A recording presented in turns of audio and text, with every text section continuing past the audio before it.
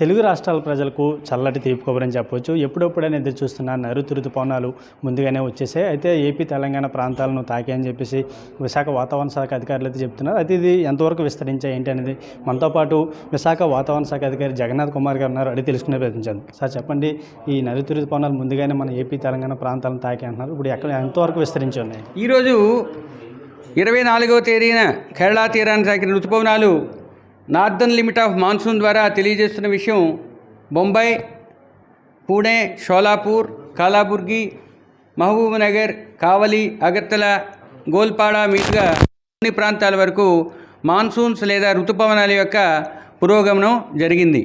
రాబోయే 3 రోజుల్లో నైరుతి రుతుపవనాలు రాష్ట్రంలో మిగతా ప్రాంతాలను కూడా విస్తరించే అవకాశం పుష్కలంగా ఉంది. సార్, ఇది ఎప్పుడు రావాలి? ముందుగా వచ్చిందని చెప్తున్నారు. ఎంతవరకు? సాధారణ తారీఖు జూన్ 5వ తేదీ మన రాష్ట్రంలో ఉన్న దక్షిణ భాగాలకు చేరుతుంది. ఈ సంవత్సరం మే 26వ తేదీకి వచ్చిందంటే 9 రోజుల ముందుగానే మాన్సూన్స్ రాష్ట్రాన్ని తాకాయి అని అర్థం. సరే, ఈ అల్పపీడనం కూడా కొనసాగుతుందని చెప్తున్నారు. ఎక్కడ ఉంది సరే? దీని ప్రభావంతో తెలుగు రాష్ట్రాల్లో ఏ విధంగా వర్షాలు ఉండబోతుంది? మొన్న ఉన్న వాయుగుండం నిన్నటికి అల్పపీడనంగాను, ఈరోజు అదే అల్పపీడనం మరట్వాడ పరిసర ప్రాంతాల్లో కొనసాగుతుంది.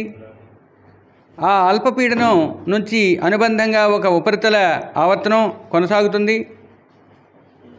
మరట్వాడ పైనున్న ఉపరితల ఆవర్తనం నుంచి ఒక ఉపరితల ద్రోణి ఉత్తర కోస్తా ఆంధ్రప్రదేశ్ వరకు, అంటే ఉత్తర తెలంగాణ, దక్షిణ ఛత్తీస్గఢ్, దక్షిణ ఒడిస్సా మీదుగా 3.1 నుంచి 5.8 కిలోమీటర్ల ఎత్తు వరకు వ్యాపించి దక్షిణ దిశకు వంగి ఉన్నది. తత్కారణం వలన రాబోయే వారం రోజులు కూడా రాష్ట్రంలో చెదురుముదురుగా వర్షాలు పడే అవకాశం ఉంది. ఇంకా వివరంగా చెప్పాలంటే ఉత్తర కోస్తా, దక్షిణ కోస్తా జిల్లాల్లో రాబోయే 6 రోజులు చెదురుముదురుగా తేలికపాటి నుంచి మోస్తరు వర్షపాతం కొన్ని ప్రాంతాల్లో ఉండే అవకాశం ఉంది. 7వ రోజు 1-2 చోట్ల పడే అవకాశం ఉంది. రాబోయే 5 రోజులు ఉరుములు మెరుపులతో కూడిన వర్షపాతం ముఖ్యంగా ఉత్తర కోస్తా జిల్లాల్లో ఉండే అవకాశం ఉంది.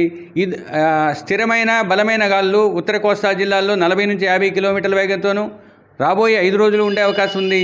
దక్షిణ కోస్తా జిల్లాల్లో మొదటి రోజు 40 నుంచి 50 కిలోమీటర్ల వేగంతో, 2, 3, 4 రోజుల్లో అది 50 నుంచి 60 కిలోమీటర్ల వేగంతో బలమైన స్థిరమైన గాలులు వీచే అవకాశం ఉంది. ఇక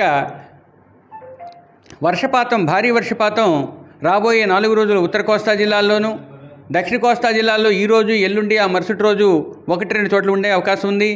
ఉత్తర కోస్తా జిల్లాలైన అనకాపల్లి, కాకినాడ, కోనసీమ, తూర్పుగోదావరి, అల్లూరి సీతారామరాజు జిల్లాల్లోని 1-2 ప్రాంతాల్లో భారీ వర్షపాతం నమోదయ్యే అవకాశం ఈ 24 గంటల్లో ఉంది.